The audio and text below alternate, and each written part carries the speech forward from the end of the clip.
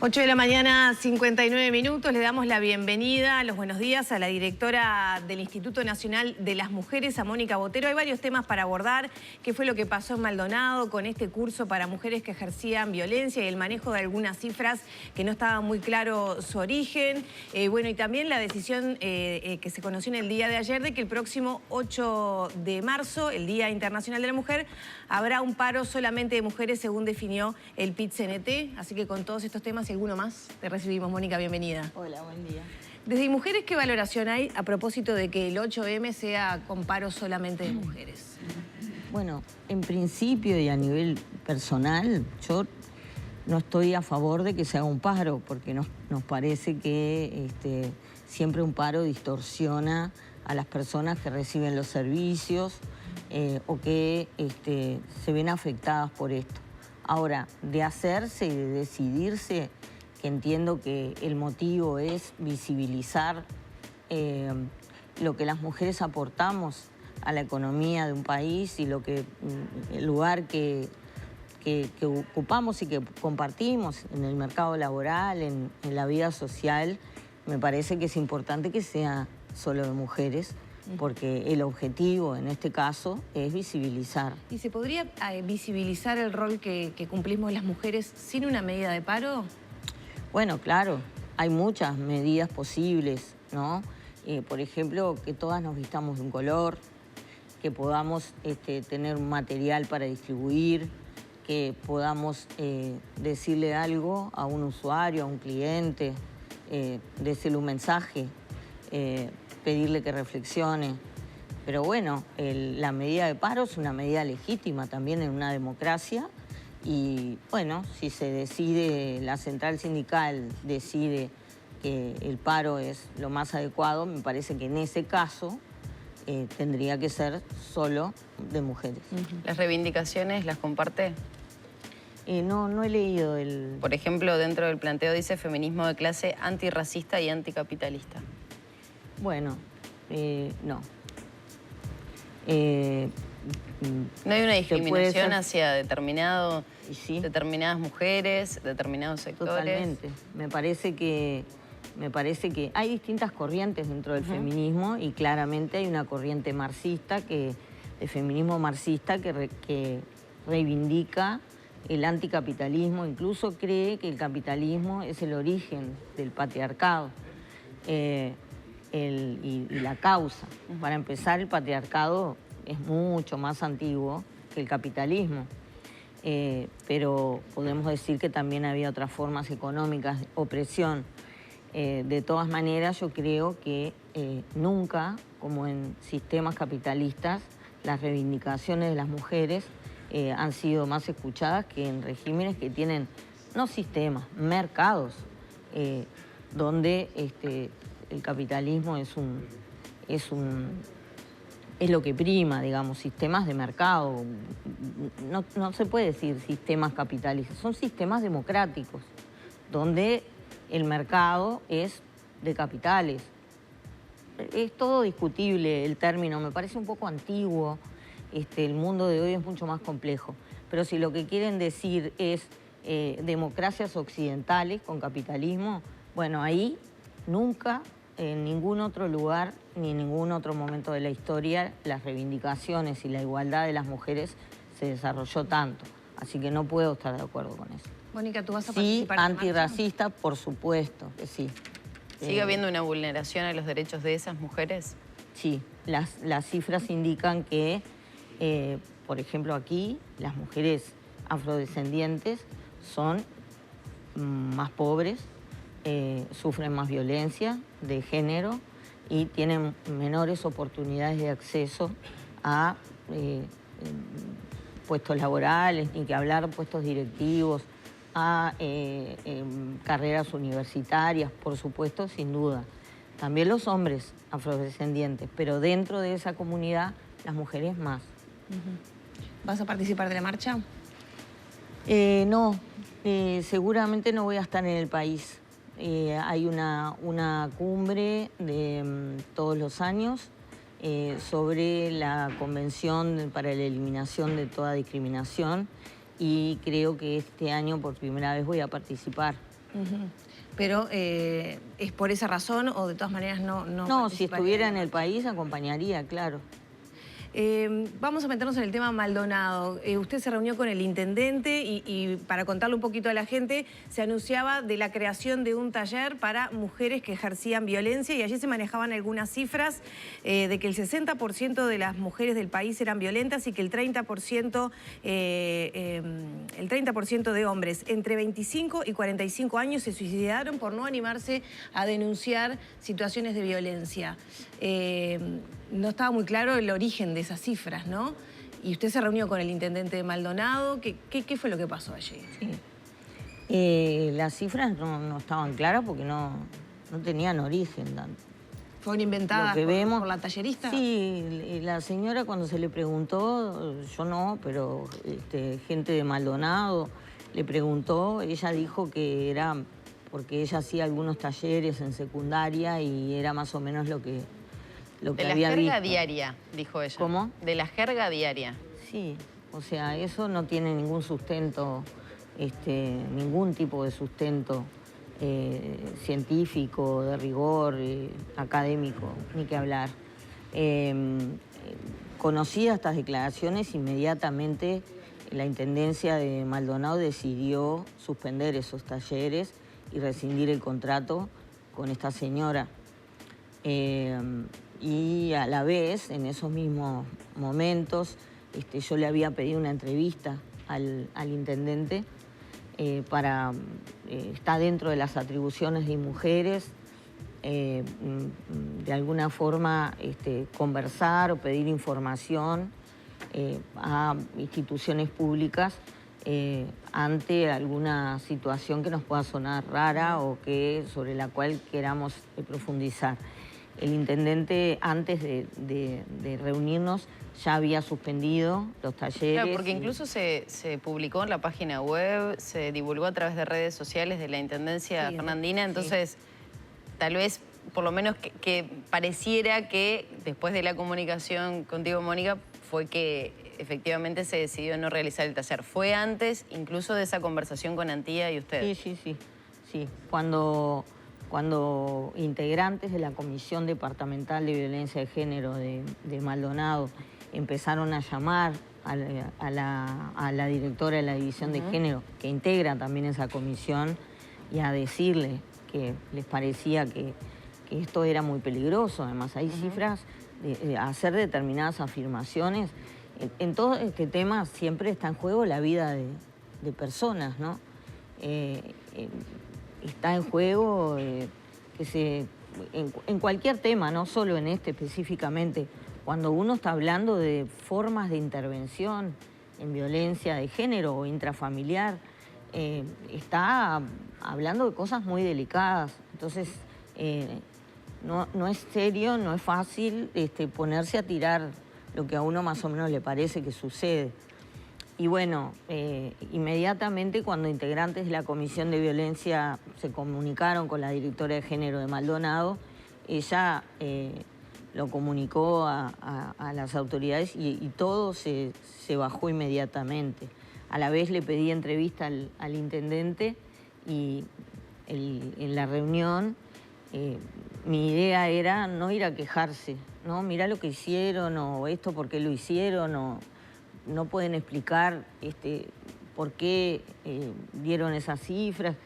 Bueno, esa era una parte. La otra parte era ir a proponerle cómo mejorar este tipo cómo mejorar cuando se piensa, porque esto se hizo con la mejor intención, que fue dar respuesta a algunos planteos que le llegaban a la Intendencia, al área de género, respecto a situaciones de violencia intrafamiliar. Y ellos quisieron pensar una respuesta. Claro, pero hay gente no capacitada la que está al frente de esa área de género de la Intendencia de Maldonado, entonces, porque cuesta pensar que alguien formado, bueno, tenga ese discurso, ¿no?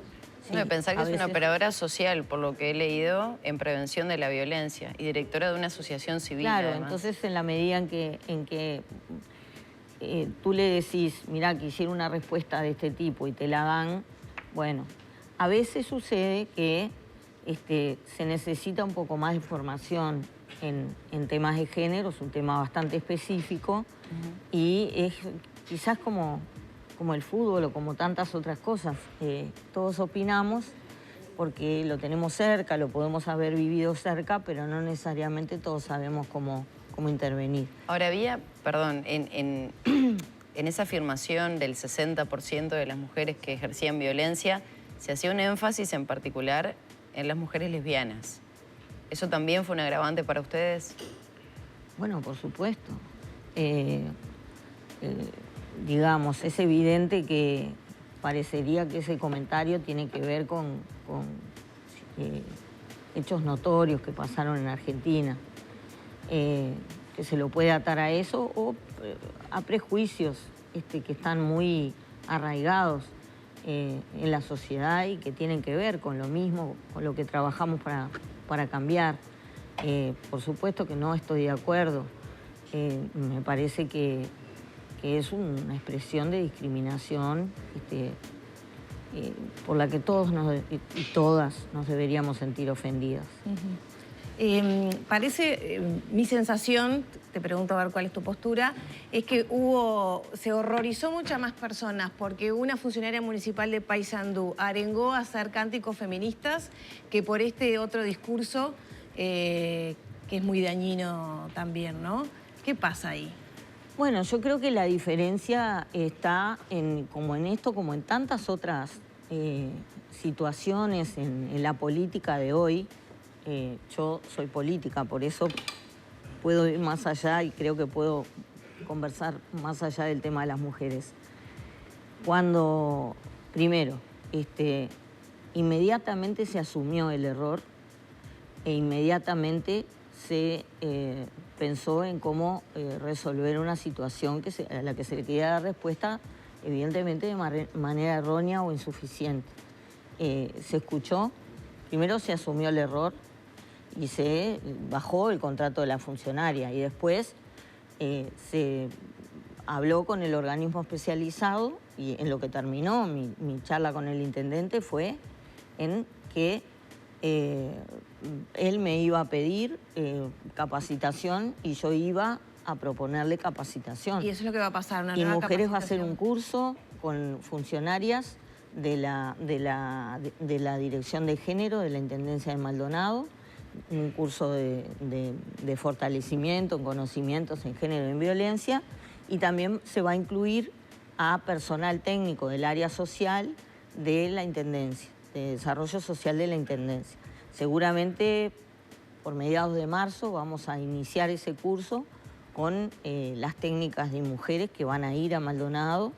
Y bueno, y el curso además va a quedar diseñado para las áreas de género de otras intendencias que estén interesadas. En el tema de Paysandú, no hay una asunción de responsabilidades, ¿no? Me parece a mí que arengar a niños en un espacio público, haciéndolos cantar consignas que evidentemente no están en condiciones de comprender ni de elegir si quieren o no decirlas, me parece que no está bien, pero además tampoco nos hace bien a las feministas dar esa imagen. Nosotros siempre hablamos de proteger a las infancias y esto no creo que ayude mucho, ¿no? Yo viví en regímenes que tenían que ver con el estilo soviético, por eso lo puse en un tuit, que es sobre el que me han preguntado, y veía este tipo de prácticas y me parecen que rozan lo antidemocrático, ¿no? ¿Qué medidas entiende que se Nadie deberían? pidió disculpas por eso. ¿Se debería tomar algún tipo de medidas contra esta mujer? Porque Bueno, entiendo que esto no fue en un ámbito de la Intendencia, ella es empleada municipal y de hecho la Intendencia empezó una investigación administrativa y demás, pero digo, está dentro de la órbita, fue un error que cometió, con un pedido de disculpas se podría arreglar esta situación, porque creo que también se perdió el eje central que era el asesinato de una mujer y su hijo por una persona que seguramente cometió un error y no sé, creo que seguimos hablando del tema durante varios días sobre ese hecho puntual y de hecho lo seguimos haciendo y no hablamos de lo tremendo que fue ese hecho. Mira, salvando las diferencias, entendiendo que van en paralelo una cosa con la otra. Sí, mira, por un lado, yo creo que si la señora es funcionaria de la Intendencia, pero en ese momento estaba fuera de su horario de trabajo, tiene todo el derecho a hacer lo que quiera. Durante la manifestación o lo que sea. El INAU será quien vea si hay responsabilidades por poner a un grupo de niños en esa situación. Respecto al otro tema, sí, claro que el otro tema es lo peor que sucedió en Paysandú y se está trabajando en eso. Se pudo atrapar inmediatamente al presunto autor, femicida e infanticida. La policía actuó con mucha celeridad, está en manos de la justicia y el hecho de que la comunidad de Paysandú haya decidido salir de esta manera nos parece muy positivo. Y de esto hace 30 años que venimos hablando las feministas, o sea que no es que sacamos el foco porque generalmente dicen que somos pesadas por hablar de esto y otra vez con lo mismo. Lamentablemente, casi todas las veces que he venido acá o he ido a otros medios, he ido a hablar de este tema, o sea que es imposible que saquemos el foco en un instituto además como el nuestro que atendemos a 3.500 mujeres nuevas por año y que tenemos alojadas a varios cientos en refugios de seguridad. O sea que en el tema estamos.